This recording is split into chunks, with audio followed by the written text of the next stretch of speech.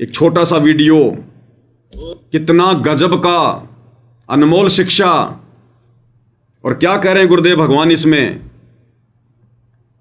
गुरुदेव भगवान कह रहे हैं बच्चों, इस दास से पहले यह भक्ति नहीं थी और रियल में नहीं थी। यह मूल ज्ञान गुरुदेव भगवान से पहले नहीं था। चारों युगों में परमात्मा ने किसी को भी मूल ज्ञान नहीं दिया, सार ज्ञान नहीं दिया, सार नाम नहीं दिया।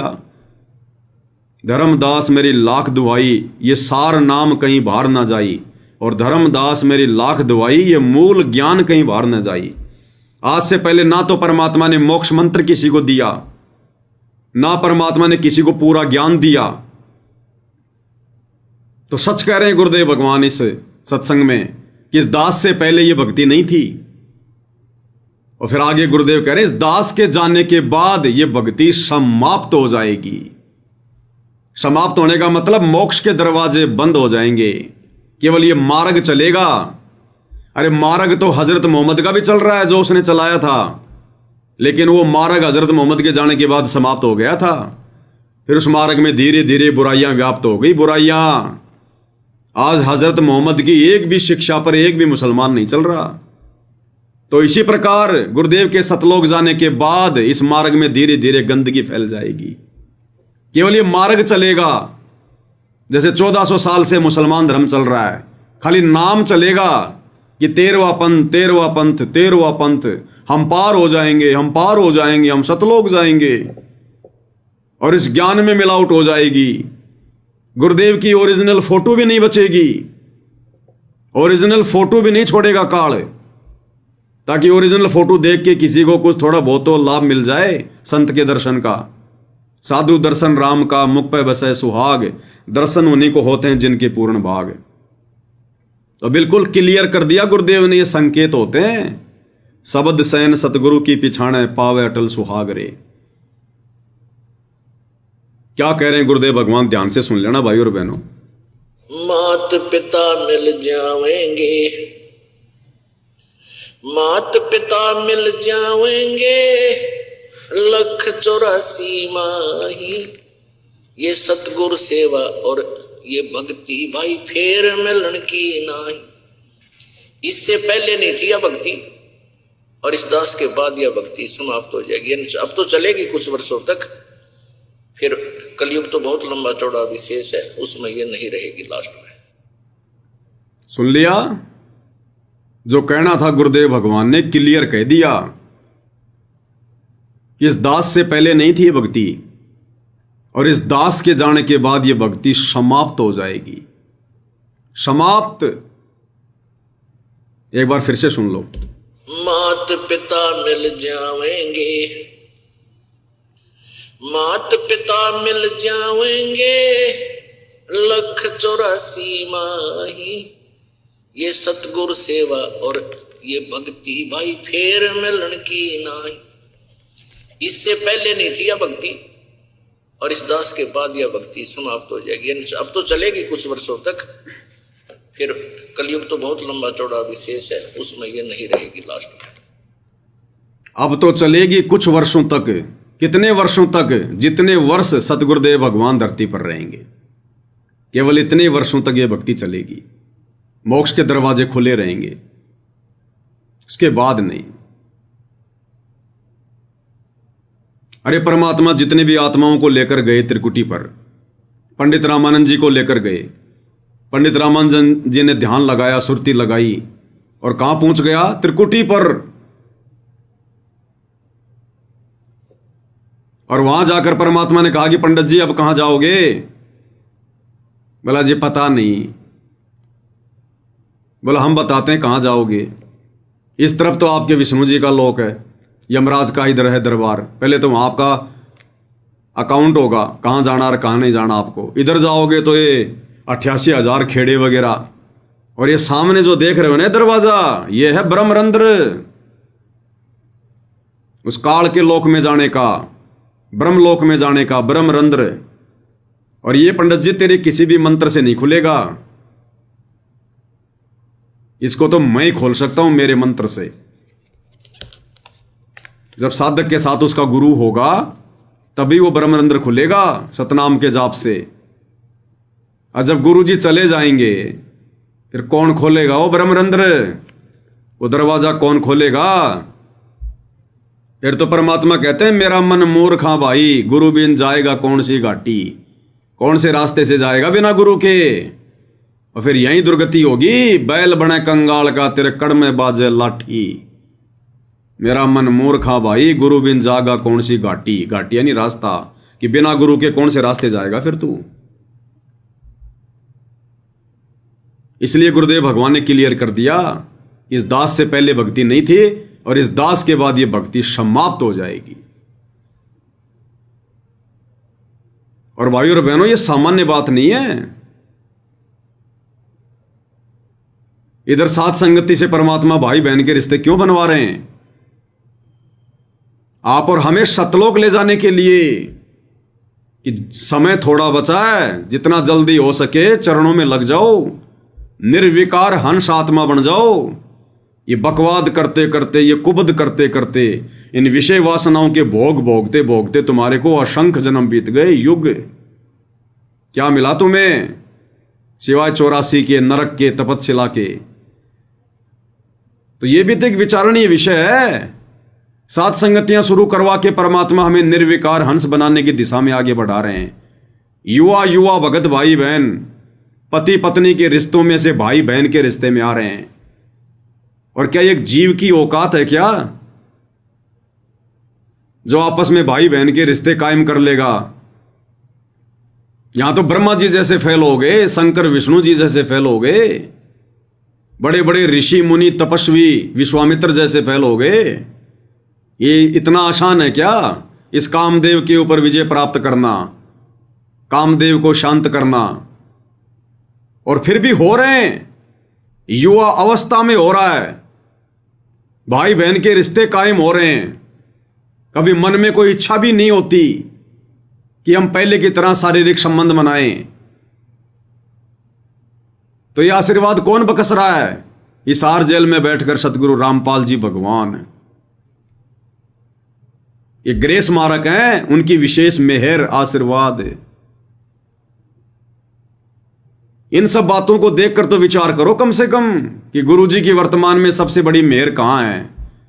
इन आश्रमों में तो बड़े बड़े कोऑर्डिनेटर सार शब्द ले लिया, मोक्ष के बिल्कुल दरवाजे पर बैठे हैं और अभी तक विषय वासनाओं का गंदा खेल खेल रहे हैं और सोच रहे हम सतलोक जाएंगे। और इधर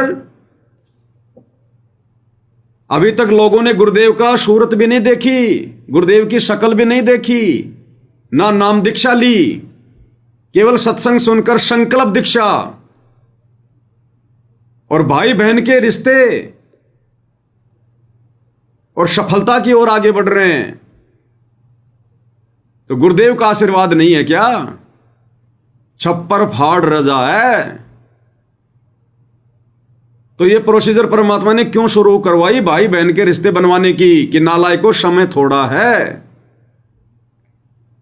बाद में ये दाव नहीं लगेगा तुम्हारा, फिर तुम यही करोगे मेरे जाने के बाद में, और क्या रहेगा तुम्हारे पास?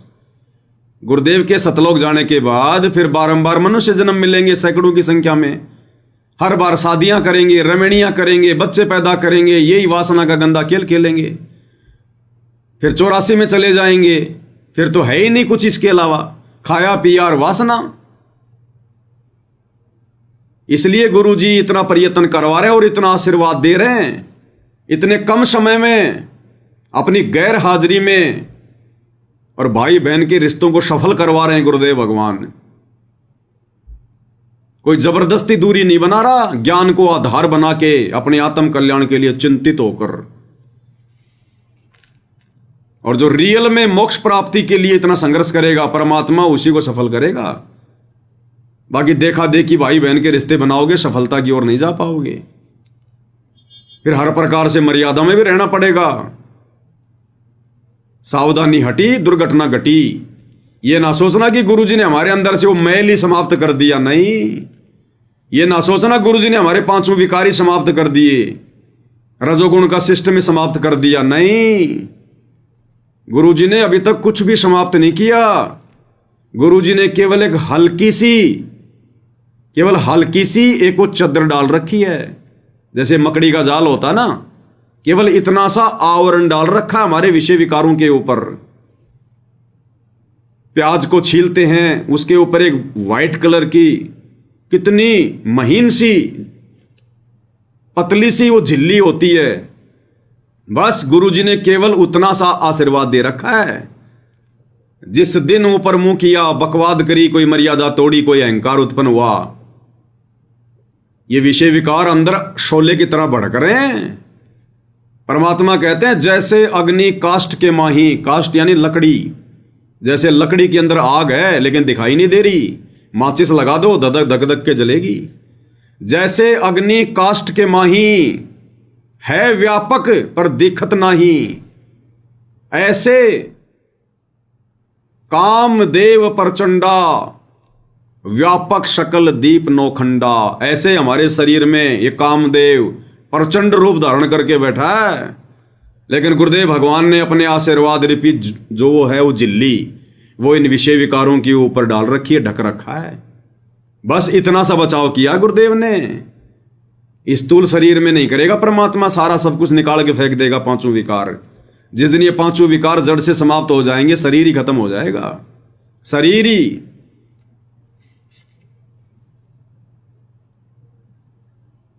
इन तीनों देवताओं के तीनों गुणों के ऊपर परमात्मा ने झिल्ली डाल रखी है।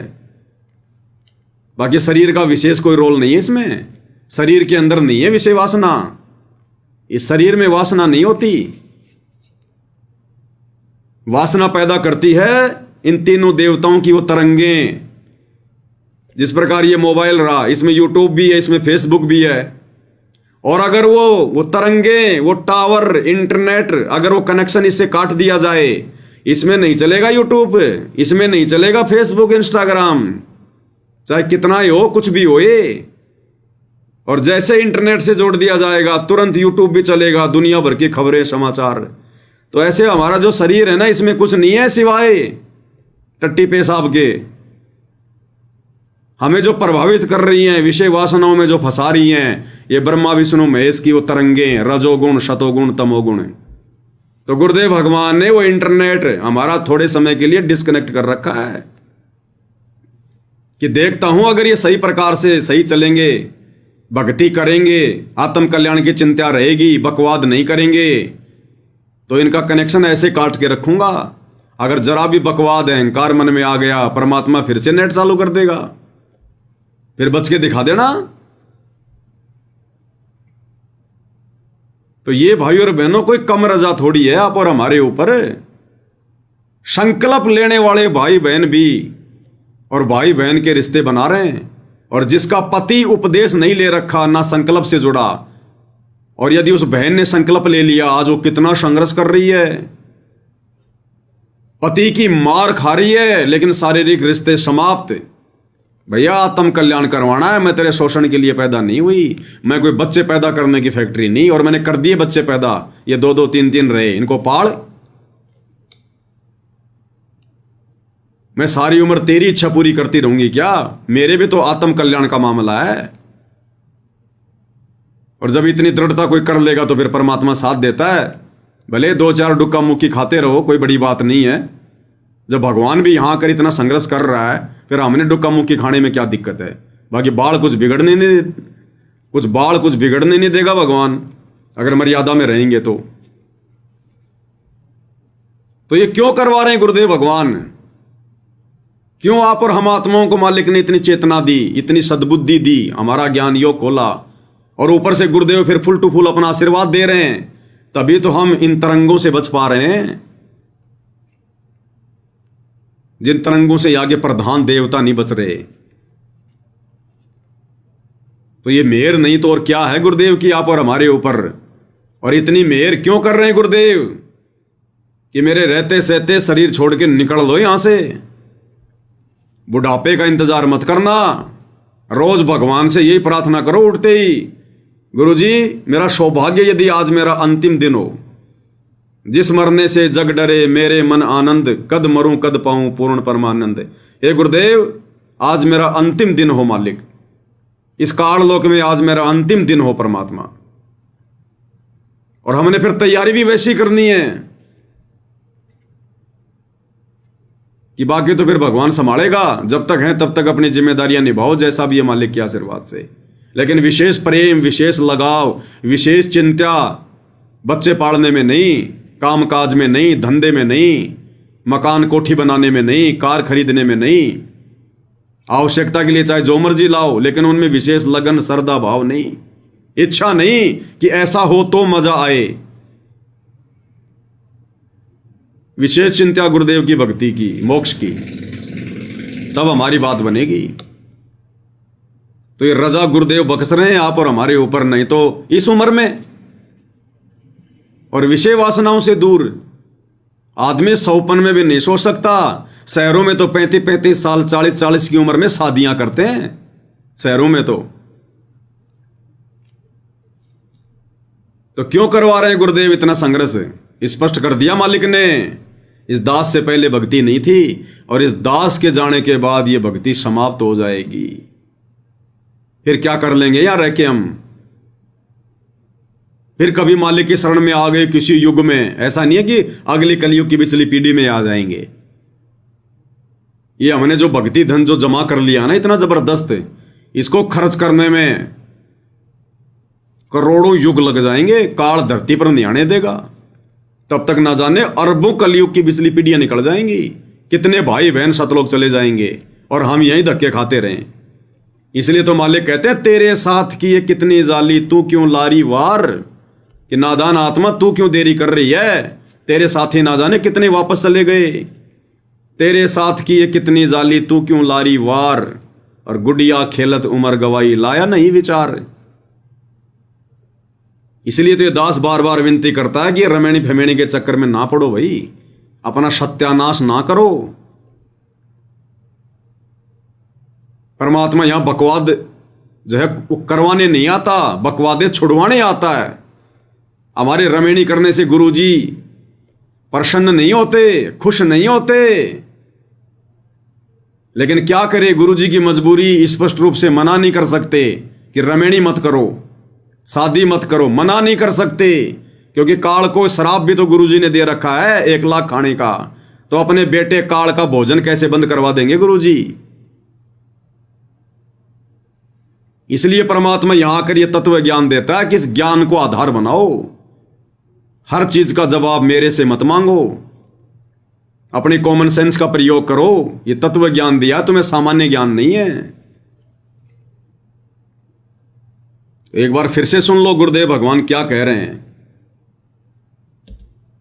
मात पिता मिल जावेंगे,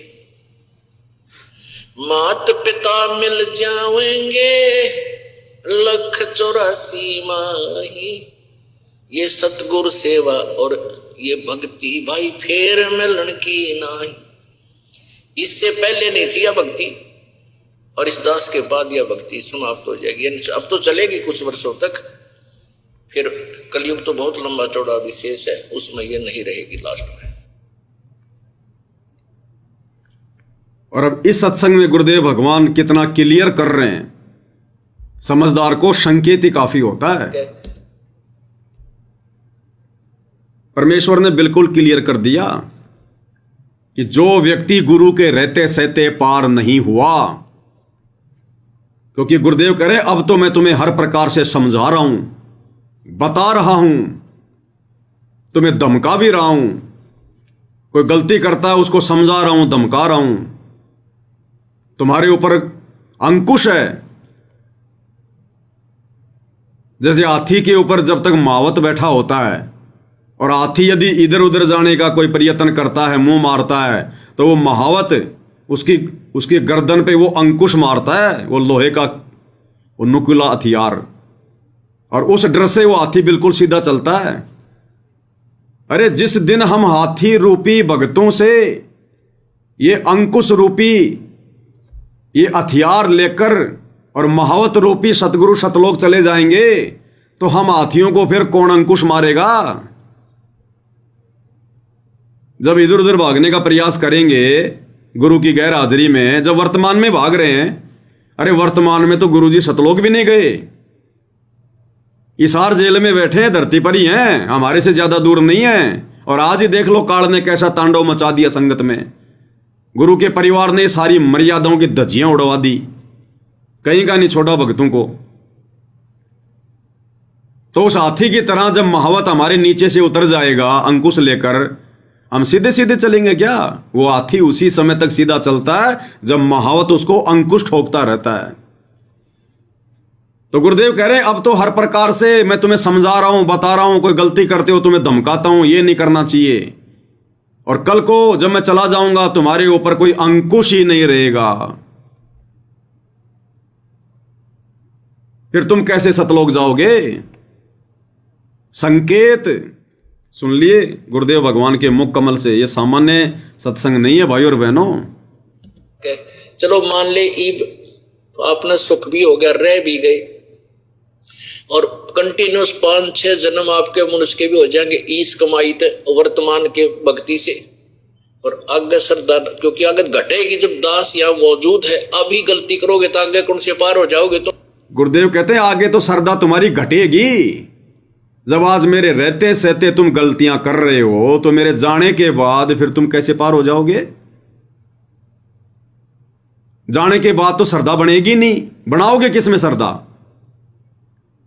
घटेगी, भक्ति घटेगी, श्रद्धा घटेगी, भाव घटेगा, लगन घटेगी, बढ़ने का नाम नहीं है गुरुदेव के सतलोक जाने के बाद। क्या कह रहे हैं परमात्मा? एक एक शब्द को ध्यान से सुन लो, ये मौका नहीं मिलेगा फिर।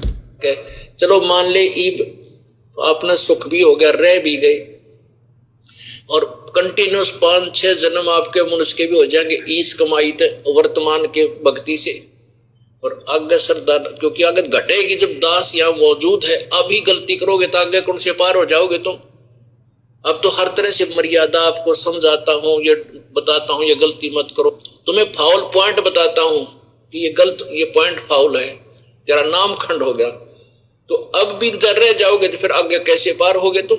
तो अब भी जर रह जाओगे तो आगे कैसे पार होगे तुम? यानी जब गुरुजी सतलोक चले जाएंगे तब कैसे पार होगे? ये सामान्य बात नहीं कह रहे गुरुदेव भगवान।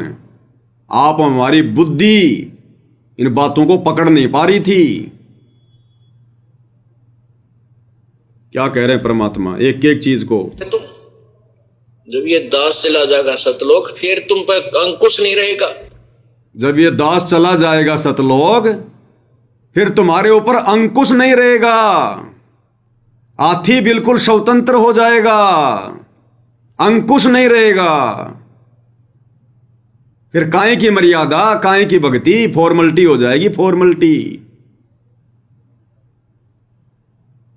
जब ये दास चला जाएगा सतलोक फिर तुम्हारे ऊपर अंकुश नहीं रहेगा। क्या कह रहे हैं? से पार होगे तुम। जब ये दास चला जाएगा सतलोक फिर तुम पर अंकुश नहीं रहेगा, ज्ञान तो रहेगा, लेकिन कुछ ऐसी मर्यादा बन जाएंगी जो पुण्यात्मा बचपन से भक्ति अपने बच्चों को रंग में रंग देंगे, वो आने वाले समय में इतना जल्दी नहीं बिगड़ेंगे। और जो वर्तमान में बिगड़ जाएगा तो आगे गलती हुई पड़ी है स्थित है। तो इसलिए इस समय को ज्यादा नहीं बढ़ाना आपने। ये संकेत नहीं है, आदेश है गुरु जी का, निर्देश है, ये फाइनल फैसला है। ये हमारी बुद्धि इसको कितना कैच कर पा रही है ये बात अलग है। क्लियर कर दिया। हाथी से महावत उतरते ही हाथी फिर सीधा नहीं चलता। इसलिए परमात्मा सारा यत्न कर रहे हैं, प्रयत्न कर रहे हैं। हम जैसे नीचों के माध्यम से भी परमात्मा ये ढेर सारे वीडियो बनवा रहे हैं। ये कोई सामान्य बात है क्या भाई और बहनों? करोड़ों की संगत बताते हैं सतगुरु रामपाल जी की, करोड़ों की संगत है। ये वीडियो आपको किसी के भी मुंह से देखने को नहीं मिलेंगे, सुनने को नहीं मिलेंगे। ये कोई मनोरंजन नहीं, इनमें कोई फालतू की बकवाद नहीं, कोई बातें नहीं। टोटल गुरुदेव के ज्ञान आधार से मर्यादा बचाने वाली बातें, भक्ति बचाने वाली बातें, भक्तों को दृढ़ करने वाली बातें। क्योंकि ये साथ संगति से गुरुदेव का मिशन चल रहा है, गुरुदेव का ओरिजिनल मिशन, यथार्थ 13वां कबीर पंथ। यहां से आत्मा निकलेंगी सतलोक के लिए, इसलिए भगवान संदेश से दिलवा रहे हैं। जिन सत्संगों को हम हल्के में ले रहे थे, समझ नहीं पा रहे थे, अब गुरुदेव के आशीर्वाद से उस साथ संगति के माध्यम से हमारे दिलो दिमाग में डाले जा रहे हैं कि हम हंस बन जाएं, निर्विकार हंस। बगुला बनने से भी बात नहीं बनेगी, दिखावटी भगत बनने से भी बात नहीं बनेगी। क्लियर कर दिया, पूरा सत्संग सुन लो एक बार फिर से। चलो मान ले ईब अपना सुख भी हो गया, रह भी गए, और कंटिन्यूस 5-6 जन्म आपके मनुष्य के भी हो जाएंगे ईस कमाई थे वर्तमान के भक्ति से। और आगे श्रद्धा, क्योंकि आगे घटेगी जब दास यहाँ मौजूद है। अभी गलती करोगे तो आगे कौन से पार हो जाओगे तुम। अब तो हर तरह से मर्यादा आपको समझाता हूं, ये बताता हूं ये गलती मत करो, तुम्हें फाउल पॉइंट बताता हूं कि ये पॉइंट फाउल है, तेरा नाम खंड हो गया। तो अब भी जब रह जाओगे तो फिर आगे कैसे पार होगे तुम। जब ये दास चला जाएगा सतलोक, फिर तुम पर अंकुश नहीं रहेगा, ज्ञान तो रहेगा, लेकिन कुछ ऐसी मर्यादा बन जाएंगी जो पुण्यात्मा बचपन से भक्ति अपने बच्चों को रंग में रंग देंगे, वो आने वाले समय में इतना जल्दी नहीं बिगड़ेंगे। और जो वर्तमान में बिगड़ जाएगा तो आगे गलती हुई पड़ी है उससे। तो इसलिए इस समय को ज्यादा नहीं बढ़ाना, आपने इस समय को ज्यादा नहीं बढ़ाना। गुरुदेव कह रहे हैं कि मेरे रहते सहते यहां से निकलने की तैयारी करो, इस समय को ज्यादा मत बढ़ाओ। और एक नहीं, अनेकों सत्संगों में गुरुदेव ने बिल्कुल जिक्र किया इन बातों का, संकेत कर दिए साफ साफ कि सतगुरु के सतलोक जाने के बाद मोक्ष नहीं है। ये सत्संग जिसमें गुरुदेव भगवान स्पष्ट कह रहे हैं कि आओ अभी मौका है, समर्पित हो जाओ, भक्ति करो। परमात्मा ने हर प्रकार से दरवाजे खोल रखे हैं और कह रहे इस दास के सतलोक जाने के बाद फिर कुछ नहीं, फिर तो यहां मेरी सुख की महिमा चलेगी। सुखी महिमा, सुखी महिमा का मतलब क्या होता है पता है? जैसे गुरुदेव ने एक सत्संग में बताया कि हमने कहीं पर सत्संग किया, वहां पर भंडारा किया, आत्माओं ने ज्ञान का लाभ उठाया, भंडारे का लाभ उठाया, और सत्संग हमारा समाप्त हो गया। उसके बाद उस जगह पर यदि कोई व्यक्ति किसी को लेकर जाए और कहे कि देखो ये जो स्टेज है, ये जो जगह है, यहां पर संत रामपाल जी बैठे थे, सत्संग कर रहे थे, तत्व ज्ञान समझा रहे थे, और ये जो जगह है ना, ये भट्ठी, यहां पर खीर बनी थी, यहां पर हलवा बना था, तो गुरुदेव कहते हैं वो तो सूखी महिमा है। अब ना तो वहां पर संत रामपाल जी बैठे, ना वहां पर कोई तत्व ज्ञान दे रहा, और ना उस भट्ठी पर तुम्हें खीर मिलेगी। वो तो जब तक संत जी थे तब तक वो ज्ञान भी था और वो भंडारा भी था, वो खीर भी थी। अब उनके जाने के बाद तो भट्ठी भट्ठी रह गई, राख राख पड़ी है। अब वहां चाहे कितनी महिमा कर लो, वो सूखी महिमा है, वो लाभ प्राप्त नहीं हो सकता, वो खीर नहीं मिल सकती। अरे चावल की खीर तो कहीं भी खा लोगे बना के, गुरु जी के जाने के बाद भी। ये मोक्ष रूपी खीर ये नहीं मिलेगी। तो गुरुदेव कह रहे हैं फिर तो सूखी महिमा करेगी दुनिया, यानी सूखे ढोल पीटेगी, सूखे ढोल, फिर कुछ नहीं मिलना। अरे ढोलक बजाने वाला अगर किसी की शादी में या कोई प्रोग्राम में जाकर ढोलक बजाएगा तो उसको खाने को भी मिलेगा, उसको पैसे भी मिलेंगे। और वैसे रोड पे खड़ा होकर ढोलक बजाएगा, उसको देना कोई चवन्नी। तो सूखे ढोल बजेंगे फिर गुरु जी की महिमा। एक ऐसा महापुरुष था, धरती पर आए हुए थे, वो तो साक्षात परमात्मा ही थे, लोगों ने पहचाना नहीं। जैसे आज आप और हम भगत भाई बहन 650 साल पहले वाले समय की सूखी महिमा कर रहे हैं कि 650 साल पहले परमात्मा आए थे, 120 साल तक रहे, हमारे बीच में रहे, अपना ज्ञान दिया, फिर भगवान ने परीक्षा ली, सारे भगत फैल हो गए। अब करे जाओ सूखी महिमा। वो तो उस समय मोक्ष होना था अगर किसी का होता तो, या वर्तमान में वही भगवान चाहिए वैसा ही, तब मोक्ष होगा। तो वर्तमान में तो भगवान आया हुआ है, अब इनके चले जाने के बाद फिर दोबारा कहां से लाओगे? फिर तो दोबारा से शरीर रूप में कोई गुरु भी नहीं मिलने वाला। गुरुदेव ने मना कर दिया कि मेरे सतलोक जाने के बाद शरीर रूप में कोई गुरु नहीं होगा, केवल ये डीवीडी वीवीडी से नाम दिया जाएगा। तो 650 साल पहले जो गलती हुई तो हुई, उस भूल को तो आज हम वर्तमान में सुधार सकते हैं, क्योंकि आज वही कबीर भगवान फिर से गुरु रूप में धरती पर साक्षात है। और अब जब ये चले जाएंगे वापस, फिर दोबारा ये गुरु रूप में भी नहीं आने वाले। फिर क्या करोगे? इसलिए गुरु जी कहते हैं सुखी महिमा। क्या कह रहे हैं? के जाने के बाद दुनिया याद करा करेगी, दास के जाने के बाद दुनिया याद करा करेगी और इतिहास बनाए जाएंगे, लेकिन उसमें लाभ क्या होगा सुखी महिमा करने का? क्या कह रहे हैं गुरुदेव? दास के जाने के बाद दुनिया याद किया करेगी, इतिहास लिखे जाएंगे, लेकिन उस समय फिर लाभ क्या होगा सुखी महिमा करने का? क्या मतलब है इसका? कि गुरुदेव कह रहे हैं कि मेरे जाने के बाद मेरी महिमा करने का, ये सत्संग सुनने का, यही मंत्र जाप करने का फिर लाभ क्या होगा?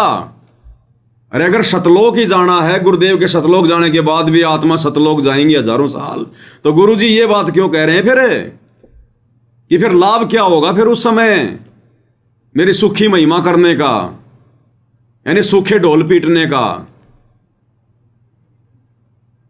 ध्यान से सुन लो।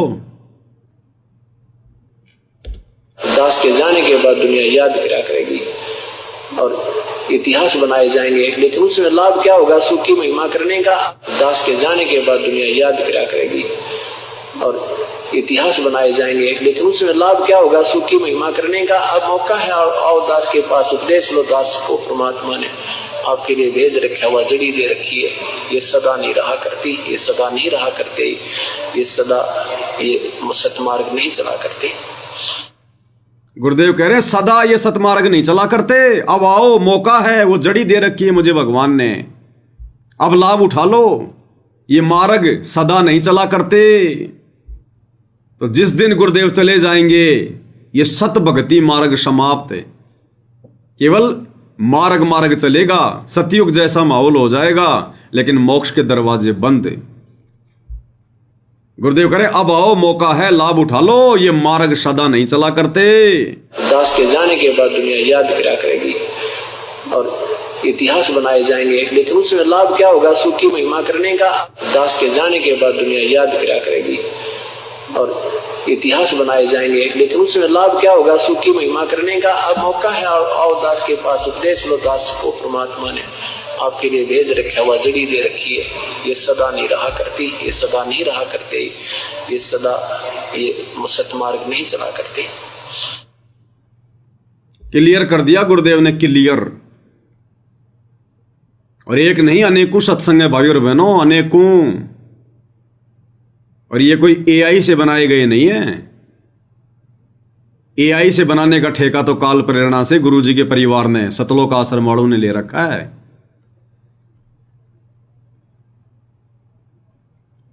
और क्या कह रहे हैं गुरुदेव भगवान? अजब गजब सत्संग है, अजब गजब, कि मेरे जाने के बाद मेले भरा करेंगे। फिर मिलेगा के टट्टू मिलेगा। गुरुजी कह रहे मेरे जाने के बाद में क्या मिलेगा फिर आने से? टट्टू।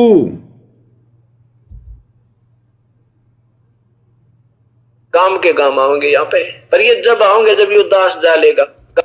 क्या कह रहे हैं गुरुदेव कि गांव के गांव आएंगे यहां पर, लेकिन वो जब आएंगे जब ये दास यहां से जालेगा। और फिर जाने के बाद फिर क्या मिलेगा? टट्टू मिलेगा। काम के काम आओगे यहाँ पे, पर ये जब आओगे जब ये उदास डालेगा। काम के काम आओगे यहाँ पे, पर ये जब आओगे जब ये उदास डालेगा। काम के काम आओगे यहाँ पे, पर ये जब आओगे जब ये उदास डालेगा। फिर मंडी बनाओगे, मंदिर काटेंगे, बेगन तार देंगे, फिर यहाँ के टट्टू होगा, कुछ भी नहीं होगा। अब संत चला जा, उसके जैसे वैद मर जा। अब जिंदा जब जीवित है, जब दवाई दो, नब्ज देखेगा, सारी विधि बतावेगा, तो बेड़ा पार होगा। और वो चला जा फिर पाछा से उसकी मूर्ति बना लो, छोटा मंदिर बना लो, घंटी बांध लो, वो तो लाभ नहीं हो सकता आपको। तो ये हमारे अंदर बाद में जागरण की आदत है। वर्तमान में जो जाग गए वो बहुत भाग्यवान और पुण्यकर्मी प्राणी है, सत्कर्म मानना। वर्तमान में जो जाग गए वो भागवान और बहुत ज्यादा पुण्यकर्मी प्राणी है, सत्कर्म मान लेना। तो वर्तमान में कौन जाग रहे हैं? सत्सेवक भाई बहन। पूरी संगत भी नहीं जाग रही, दुनिया का तो सवाल ही नहीं। गुरुदेव कह रहे हैं मेरे जाने के बाद में यहां पर मंडी बनाएंगे, मेले भरा करेंगे, लेकिन फिर क्या मिलेगा? यहां पर टट्टू मिलेगा, टट्टू। अरे अगर मोक्ष मिलता तो फिर गुरुजी ये क्यों कह रहे हैं कि टट्टू मिलेंगे? कहते हैं वर्तमान में जो जाग गया वो भगवान प्राणी है। जैसे वैद्य मर जा और वैद्य के मरने के बाद में फिर वो रोग का इलाज नहीं हो सकता। वैद्य मर गया, हॉस्पिटल भी है, एक आधा कोई आश्रम भी रहेगा, हॉस्पिटल में वो सामान भी है, गोली दवाई और वो ऑपरेशन करने के औजार। तो आश्रम भी रहेगा, ये डीवीडी भी रहेगी, ये नाम भी रहेगा, ये ज्ञान भी रहेगा। अगर डॉक्टर नहीं है तो फिर विधि कौन बताएगा? विधि। चलो तुम प्रथम नाम ले लोगे, सतनाम ले लोगे, सार नाम भी ले लोगे, अरे सार शब्द की विधि कौन बताएगा? सार शब्द कौन देगा? वो डीवीडी में नहीं मिलता। इन आश्रमों में तो ड्रामा चल रहा है सार शब्द के नाम पर। ओम सोहम सत्य कबीरा, ओम सोहम सत्य कबीरा, 1 लाख रुपए दो और ये फर्जी सार शब्द लो। वो सार शब्द तो गुरु देगा, वो विधि गुरु बताएगा। और जब गुरु ही नहीं होगा, वैद्य ही नहीं होगा, तो ऑपरेशन कौन करेगा? औजार पड़े रहेंगे यहां पर ही। फिर से सुन लो एक बार क्या कह रहे हैं परमात्मा।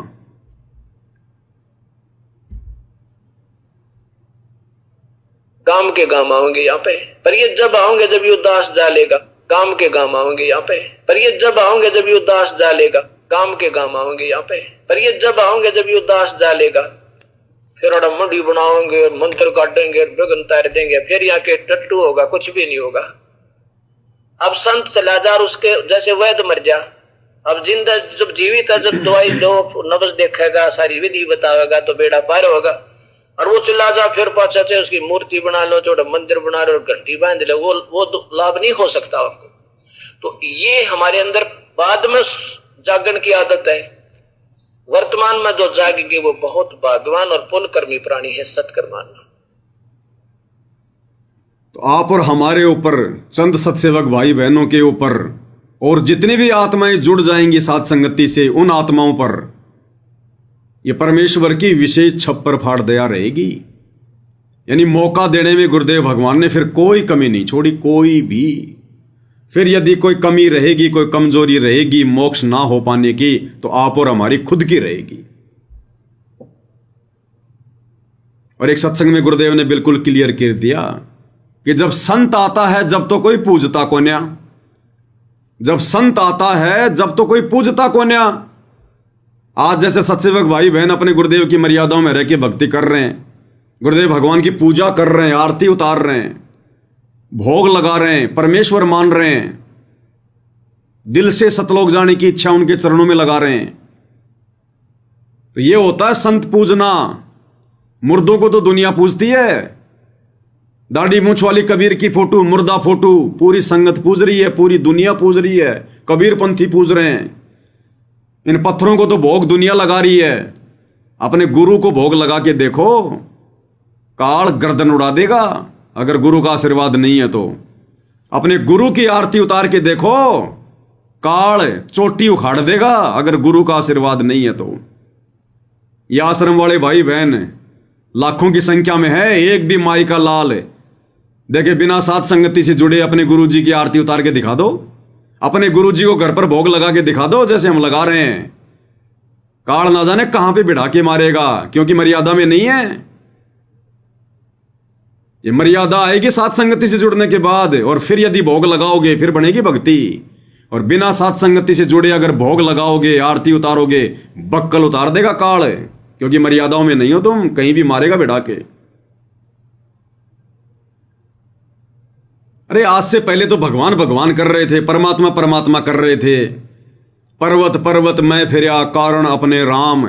और अब राम जैसे संत मिल गए, जिन सारे सब काम हैं, और अब हम उनको भगवान नहीं मान पा रहे।